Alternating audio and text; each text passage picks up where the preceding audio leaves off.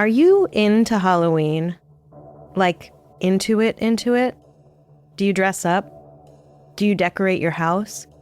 Do you use Halloween as an excuse to scare the little kiddies passing by, watching gleefully as they scream in terror at the skeleton on your porch?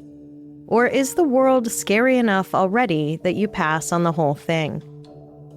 If you think that Halloween is all fun and games, you might feel differently after this episode. Welcome to Strange and Unexplained with me, Daisy Egan. I dressed up like a head on a platter for Halloween when I was 11, complete with papier-mâché veggies. It was pretty epic. I grew up trick-or-treating in Brooklyn, New York in the 80s, and I don't recall my parents ever once going through my hall to make sure nothing had been tampered with. Similarly, I've never scoured my son's Halloween booty for signs of malintent. I know there are parents out there on high alert every Halloween, insisting on inspecting every last morsel in their kid's plastic pumpkin full of candy. But statistically speaking, we parents are our kids' greatest threat.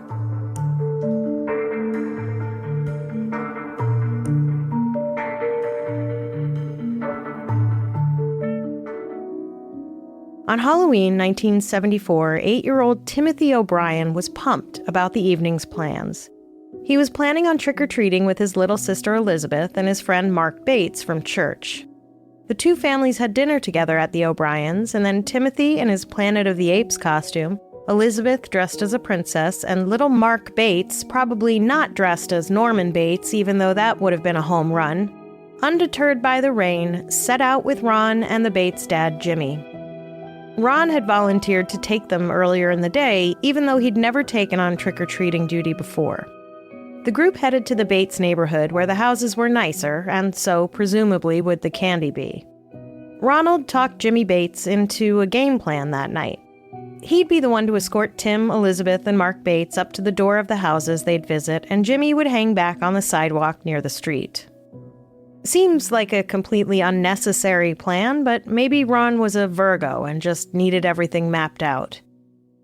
The rain wasn't letting up, so the little parade of 2 adults and 3 children kind of hopscotched through the neighborhood, hitting only 2 streets and making sure to stop at some houses while ignoring others.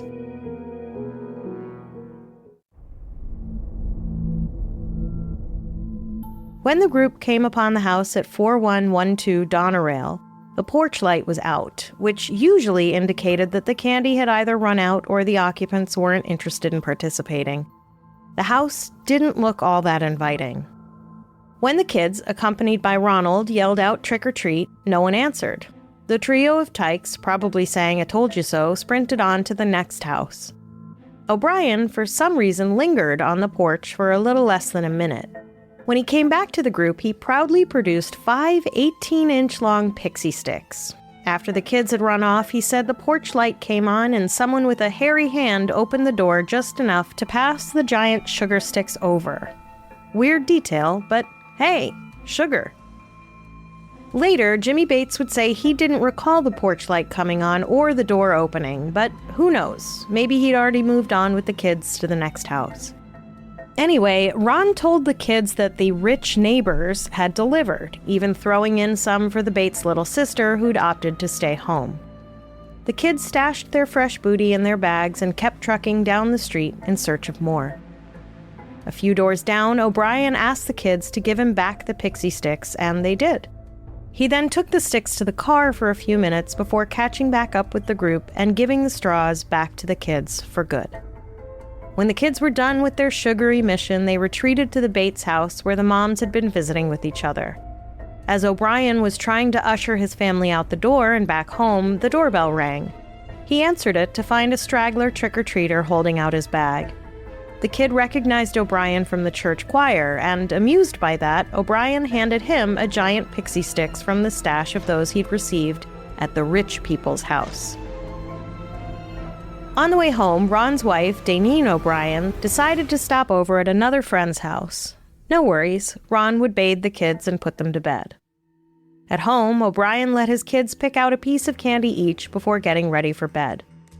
Tim, whether of his own volition or because he was encouraged by his father to do so, chose the giant plastic straw filled with more than 13 grams of sickly sweet pastel-colored sugar. For the record, giant pixie sticks are now 15 inches long. I believe at the time they were 18 inches long, though one blog post I read put them at 21 inches. That's a lot of sugar. My teeth hurt just thinking about it. Little Elizabeth opted for something else, then she went to bed. O'Brien watched as his firstborn struggled with the packaging. He couldn't get the staple holding the top of the straw closed off. When he finally got the thing open, he tried to take a big gulp of the sugar. No good. That stuff was stuck in the straw and wouldn't budge. Any other parent in their right mind would have been like, oh no, you can't get the pure sugar out? How about something else that won't instantly put you into a diabetic coma? But O'Brien offered to help by rubbing the stick between his hands to get everything loosened up. Tim lifted the straw and poured some candy into his mouth, but didn't empty it because, he told his dad, it didn't taste right. O'Brien, once again not taking the opportunity to steer his kid away from a horrendous sugar crash, offered to mix what was left with some Kool-Aid.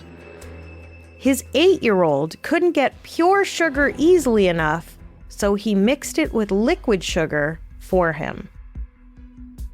In what would later become a terrible euphemism for easy compliance, when 4 years later Jim Jones made news in Guyana, Tim drank the Kool-Aid. And while Jim Jones didn't actually kill his flock with Kool-Aid, it had the same effect as the glass of actual Kool-Aid mixed with more than half a giant pixie stick's worth of sugar that O'Brien handed his son. Almost instantly, Tim began to vomit before violently convulsing. Dutifully, Ronald Clark O'Brien called an ambulance, but to no avail. Slumping in his father's arms, Timothy died a horrible death as his father watched. When he got to the hospital with his dead son, an agony-stricken O'Brien told hospital attendants through his sorrow and misery that he too had vomited.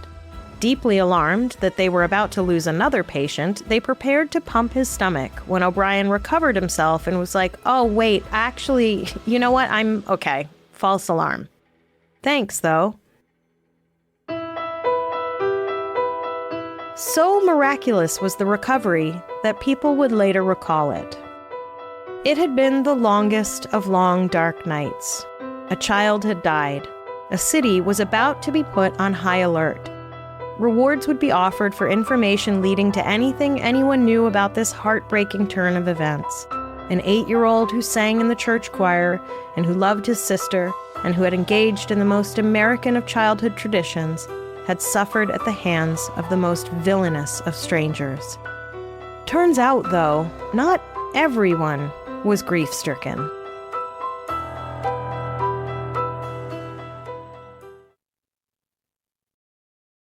Strangers, we have a new sponsor. I have to say, when the folks at Create Creatine Gummies reached out, I was skeptical.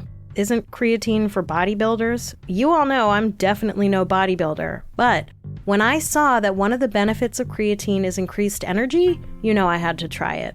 I'm going to tell you right now, I've been taking Create Creatine Gummies for about a week now, and I have absolutely noticed a difference. I feel less sluggish, and I feel a little more energized. And the gummies are so delicious. Right now, I'm working my way through the blue raspberry flavor, and I love them. There's no mess. They're efficient, easy, they travel well, and apparently there's no loading phase. I have no idea what that means. Maybe you do? Plus, one of my very favorite things about Create Creatine Gummies is they're third-party tested, made in the USA, vegan, non-GMO, and they have 100% natural ingredients. Even if you're not chasing gains or blasting your lats, Create Creatine Gummies may be for you. You can experience added focus, energy, and even benefits that you can't directly see, like improvements in bone density and protection against muscle decay. Get 30% off any subscription or one-time purchase of Create 90-count bags at trycreate.co/strange. That's trycreate.co/strange for 30% off your order.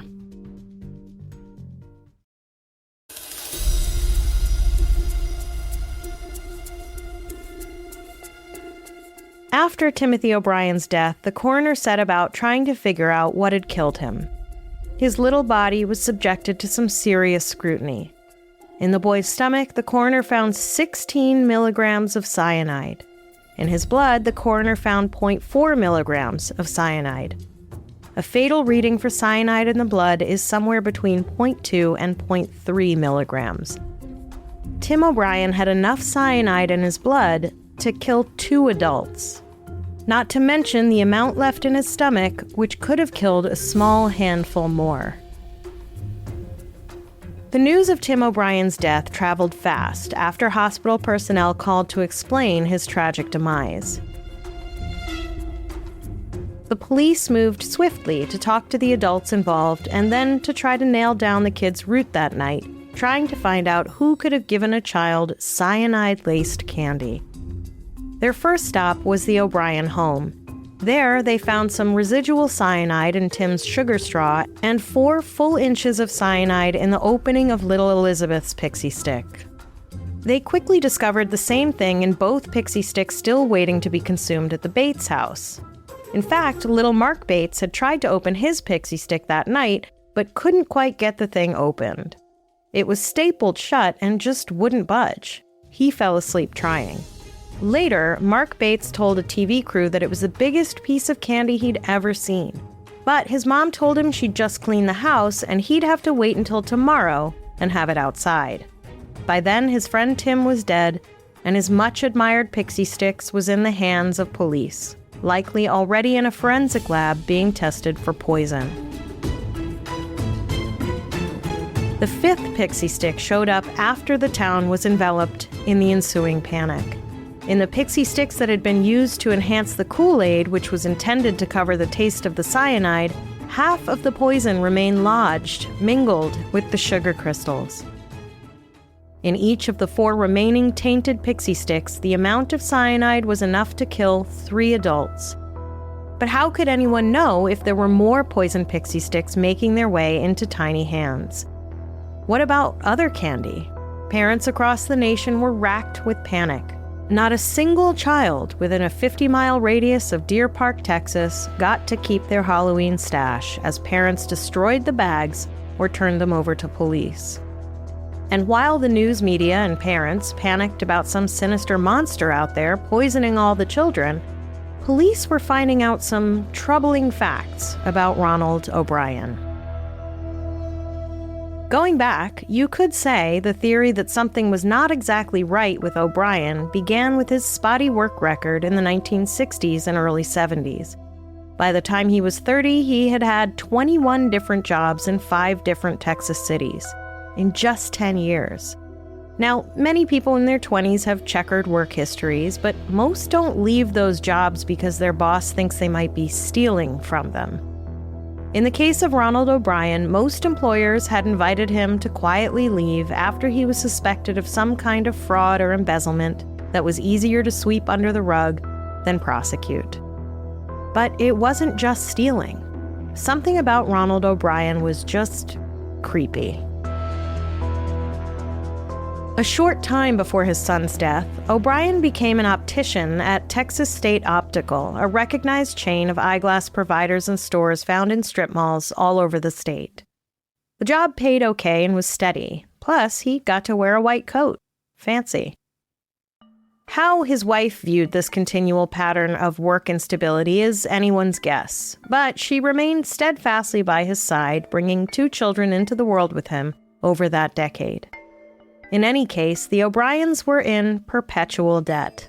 Again, how much the wife knew is unknowable, but they had things most everyone else had: a house, a car, stuff. They had a small amount of debt for unpaid taxes, but it doesn't seem like there were any red flags around finances as far as Daineen knew. If she was unaware of their money problems, she was clued in when sometime in 1974, the house where the family of 4 lived was foreclosed upon. The O'Briens then moved to a rented townhouse in Deer Park, a small town of working-class folks who mostly made their living in the oil refining business that was the mainstay of their suburban Houston town. They found a nice Baptist church to go nearby, and they made friends. As an optician, O'Brien made about $150 a week or $7,800 a year. On one hand, that's $52,000 in today money, which is the median family income in this country in 2024. But $7,800 in 1974 was actually about $4,000 less than the median income then, so sure, things might have been tight, but not nightmarishly so. Some reasonable budgeting should have done the trick. O'Brien, however, was clearly no fan of budgeting. He consistently failed to meet his base financial obligations. There was that past house foreclosure, which meant he hadn't paid his mortgage in a pretty long while, and it turned out he was also 8 months behind on his $150 a month car payment. It would not be long before somebody with a tow truck was going to repossess that car without so much as knocking on his door. If only that were the only outstanding debt he carried. Later, when his financial troubles were made public, it'd be determined that he was about $100,000 in the hole, more than $500,000 today. One wonders where all that money had gone, because clearly it was not going into savings or college funds or car payments or the mortgage payment or back taxes. No wonder he couldn't get new loans to cover his old ones. He tried, of course, but had been repeatedly turned down. But wait, don't say he wasn't looking out for his family. In early 1974, O'Brien decided he'd buy some life insurance on his children. 2 policies for $10,000 apiece on children who do not work or contribute in any way to the family's financial well-being. In fact, as macabre as this may be, the death of a child usually lowers the family's financial burden. Why one would need to insure children is beyond me. When his wife found out about the policies, she questioned the wisdom of spending money on premiums for children who would surely outlive their parents, because, duh. O'Brien must have been some kind of charmer, because despite her protests, the life insurance premiums got paid before most anything else.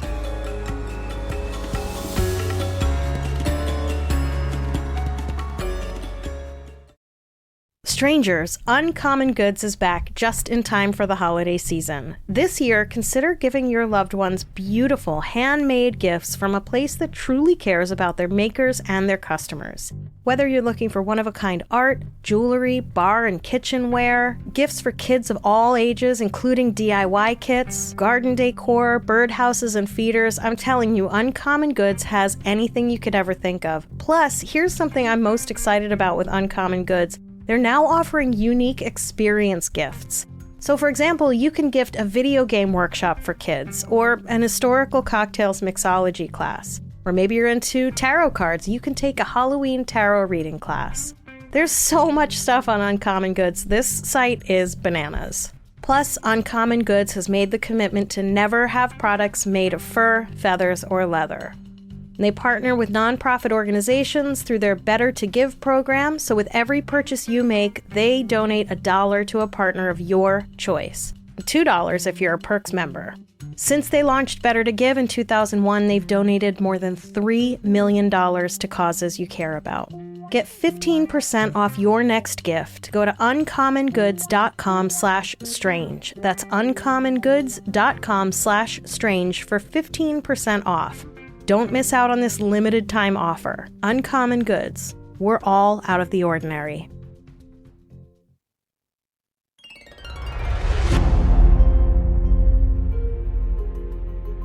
In August 1974, O'Brien asked the manager of his optical office to order some cyanide, a chemical compound that had been used in the past to polish gold frames. But use of the compound for that purpose was eased out in the 1950s in favor of other, less deadly chemical brighteners. So the manager saw no need. Request denied. Not one to be easily deterred, O'Brien asked the manager to see if maybe those above him in the company would see fit to okay the request. Whether or not the manager did, I don't know. O'Brien even tried to talk up the professional use of cyanide with his colleagues, as if to get their support for the request. Hard to know how that went over, but sometime during those discussions, the talk turned to how cyanide was more associated with death than shiny frames. Later, his coworkers would remember that conversation. Getting nowhere, O'Brien then contacted someone he used to work with at a chemical company in Houston. He told the guy that he was taking some junior college classes and thought his professor was lacking in his cyanide knowledge, and O'Brien wanted to school him. Which led to a rather illuminating conversation about how cyanide works to kill a human being and how much is necessary to get the job done. Short answer to the first part, cyanide, when mixed with the moisture in your mouth, becomes hydrocyanic acid, which enters the bloodstream and quickly renders your body unable to use oxygen. It's an ugly death. It takes 10 to 15 minutes to die, most of that consumed by convulsions, organ failure, and brain death. And on question 2, how much do you need to cause death? Very little. It takes about 1/3 of a gram to kill someone in a few days, and about 1/2 gram to kill someone instantly. By the way, I Googled that, and the first handful of results were for suicide prevention hotlines. Undeterred by the gory details, O'Brien got around to asking his buddy just where cyanide could be procured in town. A short list of suppliers was provided, and O'Brien made some calls. Of course, he had never been enrolled in junior college or in any chemistry classes, and he had no questionable professor who didn't know the ins and outs of cyanide. Meanwhile, back at his job, O'Brien's co-workers' antenna may have been tingling a little bit from the cyanide talk, but when the money started going missing from the till, they had their eye on their likely culprit. What to do? O'Brien was known to be a family man who ran the church school bus program in his spare time and sang in the church choir and impressed his pastor, he would later say, as, quote, an above-average father, end quote. Very weird flex. But was he really also a small-time cashier thief? Turns out, in the month preceding Halloween, the above-average dad's expenses had gone up when he bought more life insurance for his little darlings, upping the amount to $30,000 per kiddo, payable upon their untimely deaths. God forbid.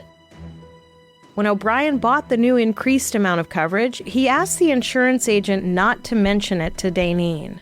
No need to worry her. And the agent said sure, because women were barely even citizens at that point. Oh, and one more thing, O'Brien informed the insurance officer. You can lower the insurance I have on myself and the wife. Also, don't tell her about that. As late summer became fall, O'Brien had a new money-making plan that he was cooking up with his church friend Jimmy Bates.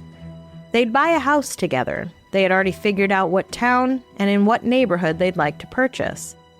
Might be a nice rental income for the two men.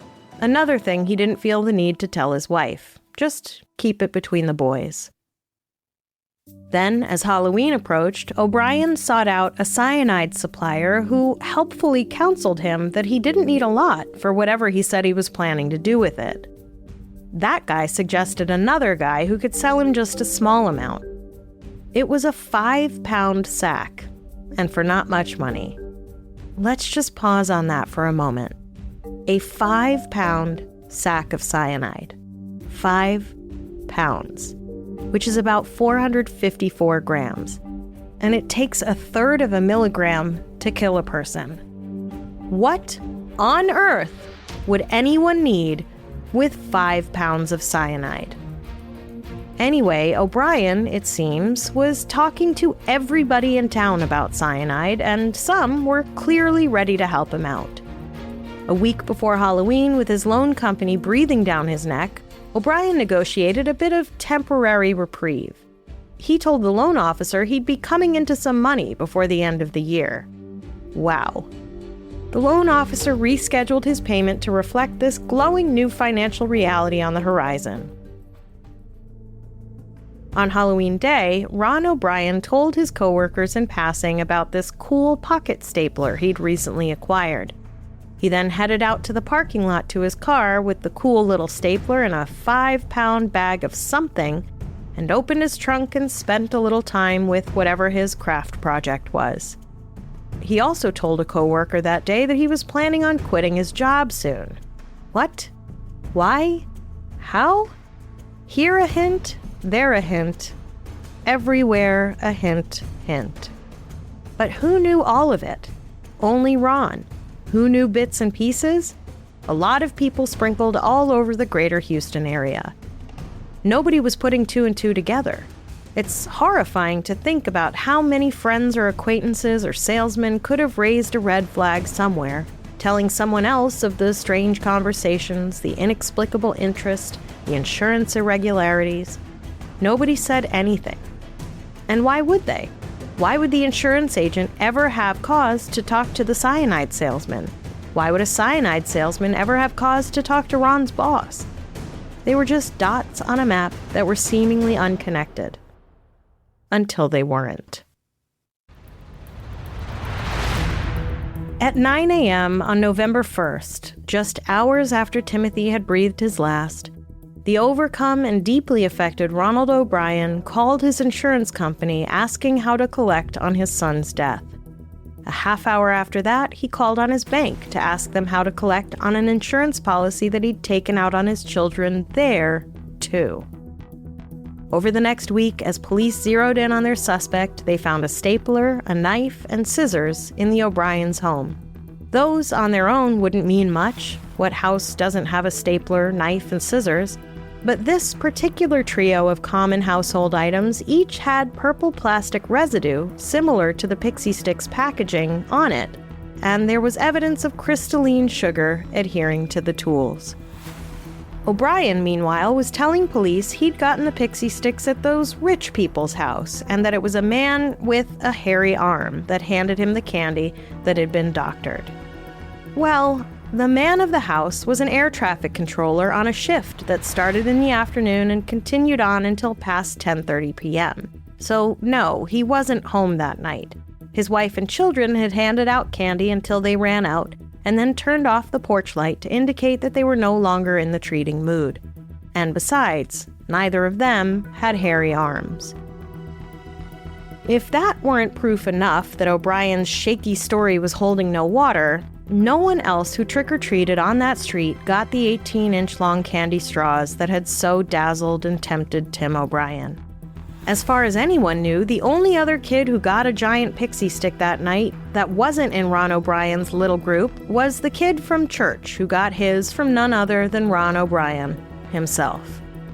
And, like a house of cards, the whole thing unraveled as each coworker and church pal, present and former colleagues, the guy who knew chemistry and the guy who sold chemicals, and all those whom O'Brien had talked to, recalled chapter and verse of their conversations with the optician. Daneen had told the police what she knew about the insurance policies, but she did not know that her husband had increased the payouts. She did not know that he had stopped paying on the insurance he had on her or himself. She told the police about the family finances as she understood them. They did not include all the debts her husband had been hiding from her. That house he was going to buy with his buddy Jimmy Bates, O'Brien had seemed to assure him that the money for the down payment was in the bag. All those plans with all that imaginary cash. And so it went, every thread unraveling like a cheap sweater. It took less than a week after the boy had died for his father to be arrested for killing his child and for attempting to kill 4 other children. When finally told what the police had discovered, the distraught mother of the murdered child told the district attorney who had charged her husband with that crime that she had hoped it had not been true, but she could see that it was. Strangers, we have a brand new sponsor that I am so excited about. Ollie is clean, fresh nutrition for your dog that comes in 5 flavors that they will absolutely love. Did you know that a perfectly portioned, whole fresh food diet has been proven to extend your pup's life for 2.5 years? Who doesn't want more time with their best friend? Ollie has absolutely no harmful fillers or preservatives, and it's made in U.S. kitchens with ingredients carefully sourced from trusted growers and producers around the world. Listen, I don't have time to make my dog's food from scratch, but Ollie does. Head over to ollie.com, take a 30-second quiz to tell them about your dogs, and they'll create a customized meal plan based on your pup's weight, activity level, and other health info. You can choose between a full fresh plan, fresh topper plan, or mixed plan with freshly baked recipes for your special fur baby.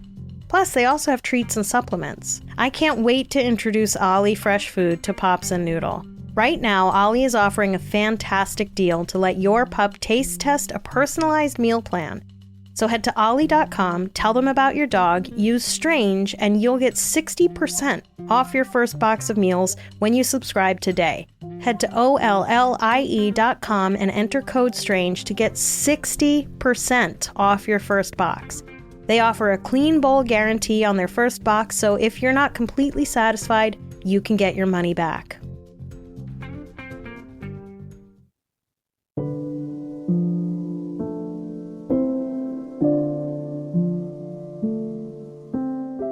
O'Brien's trial began on May 5, 1975, 7 months after Tim was buried. The prosecution had plenty of evidence to show the jury. O'Brien had a handful of people attest to his character and say they didn't think he was much of a danger to the rest of us. But then there was a venerable parade of people to whom he'd said incredibly incriminating things in the weeks and months leading up to the murders. Pixie Stick stock dipped for a bit, but recovered after they explained to police, and later at trial, that they didn't use staples to secure their candy. They used heat to fuse the straw shut. Staples, egads. That's so dangerous, they said. They were in the business of cavities and diabetes, not murder. Listen, it's weird to call a guy who murders his child an idiot, but this guy was a grade A, top-shelf idiot. It was almost as if he was hoping someone along the way would catch on to his plan and stop him before he did it. On June 3rd, it took a jury only 46 minutes to find Ron O'Brien guilty of murder. They also sentenced him to die. Texas is like that. They do not mess around. In fact, I believe it's their official state motto, if I'm not mistaken.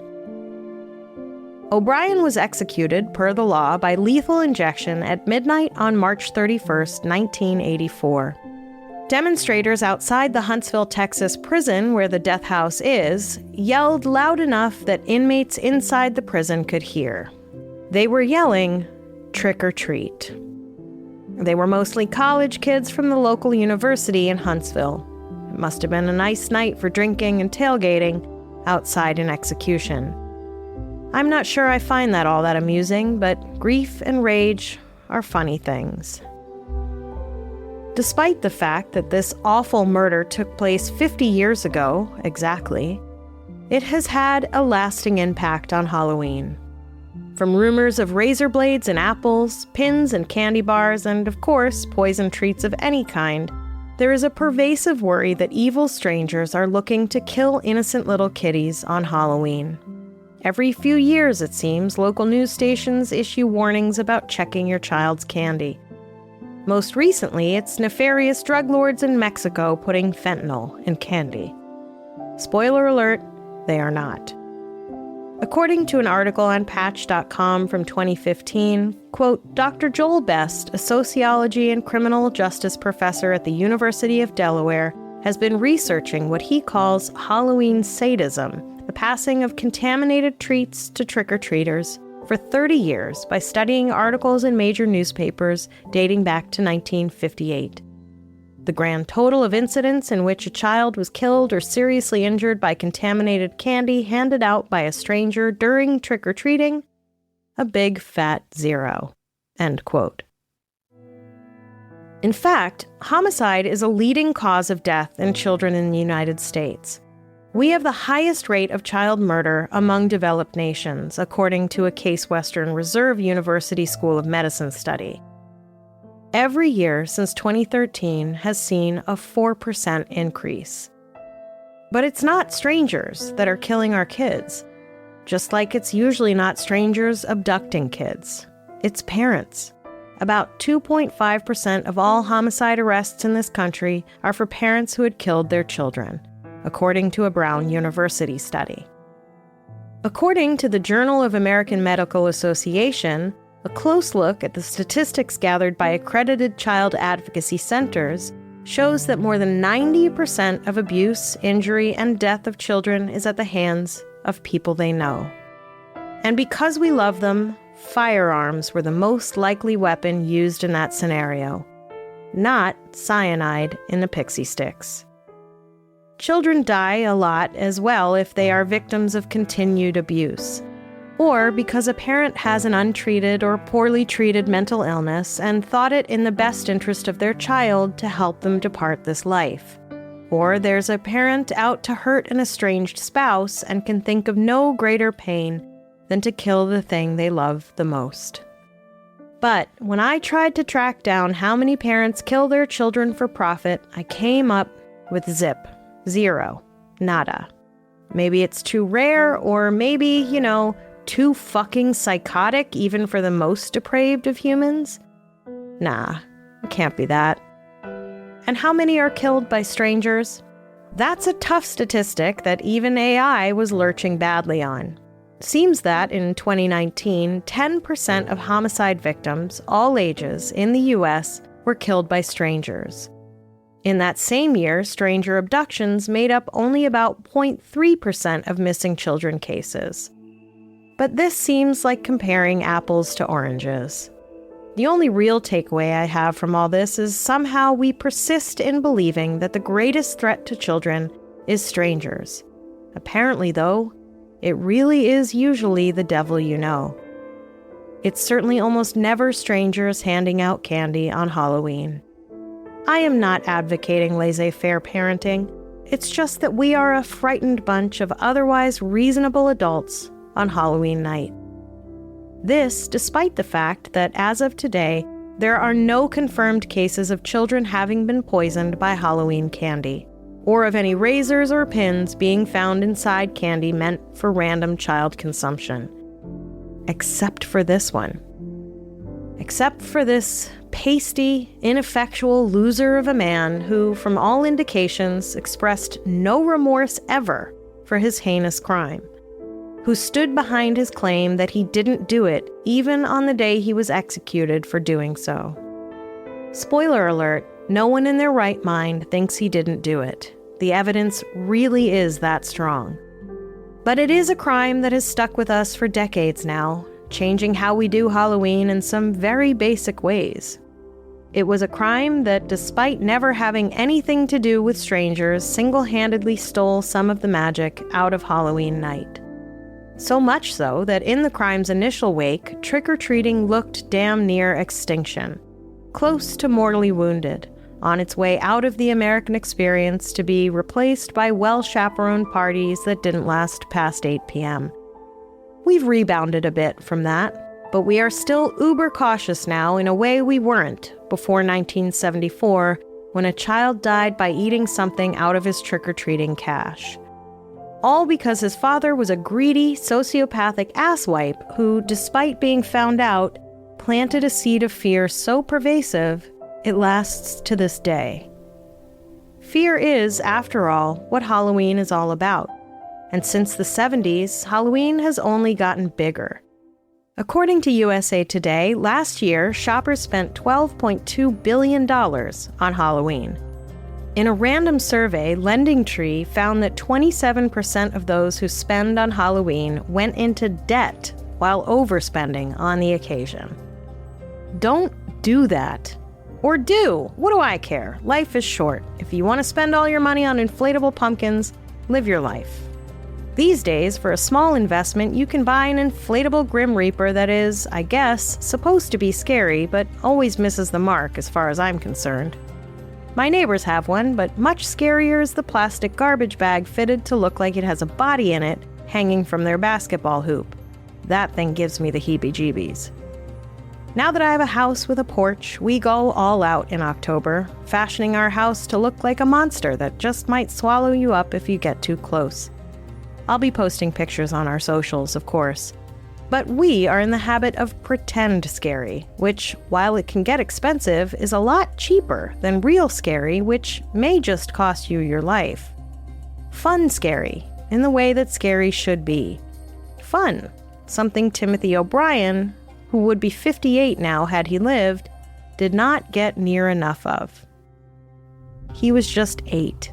8 is so young, so innocent, so really the perfect age for Halloween. I don't know about you, stranger, but I'm gonna double my candy output this year in his honor. Just no godforsaken pixie sticks. Fuck those things anyway. And call Timothy's death what it was. Inexplicable.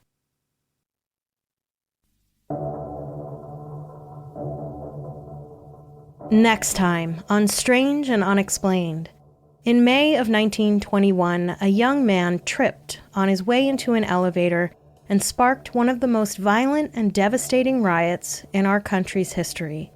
The effects of the Tulsa Massacre are still felt today. Strange and Unexplained is a production of Three Goose Entertainment with help from Grab Bag Collab. This episode was written and researched by Amy Wilson and me, Daisy Egan, with sound engineering by Heather Eagle Ears Wilson. If you have an idea for an episode, head to our website strangeandunexplainedpod.com and fill out the contact form. I will write back.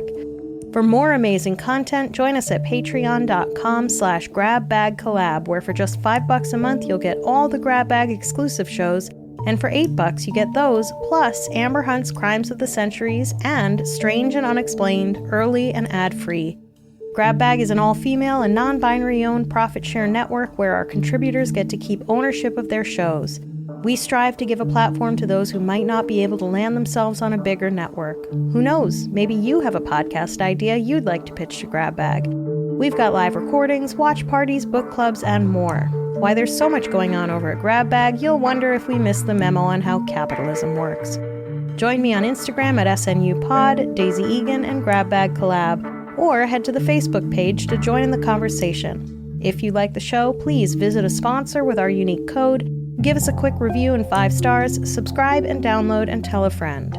Stay strange.